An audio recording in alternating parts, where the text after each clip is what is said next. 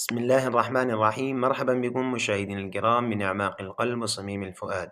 مستمعينا الكرام، أود أن أقدم لكم شيئا جميلا وممتعا، شيئا تشتهيه الأنفس وتلذ الأعين ويسيل له اللعاب. لعلكم تتفكرون ما هو الشيء الذي يتفكر به الإنسان ويستغرب ويتعجب منه ويسيل له اللعاب. سأذكر لكم بعد عدة ثوان وتمهيد.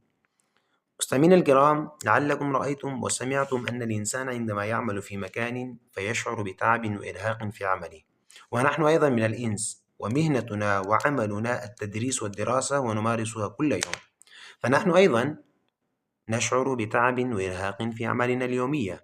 لذا اتفقنا اليوم على أن نقوم بشيء يتسبب في تنشيط أذهاننا. ما هو الشيء الذي سنقوم به اليوم؟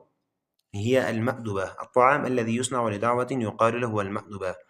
فماذا فعلنا لها؟ جمعنا الفلوس. أولا جمعنا الفلوس، ثم ماذا فعلنا؟ ذهبنا إلى متجر لشراء بعض الأشياء. ثم ماذا فعلنا؟ ثم أعطيناها لطالب ليذهب به إلى بيته ويطبخها ثم يأتي بها إلى المدرسة. فنحن اليوم سنتمتع بها وننصحكم بطهيها وتجهيزها وطبخها والاستمتاع بها. شكرا لكم جميعا وجزاكم الله أحسن الجزاء.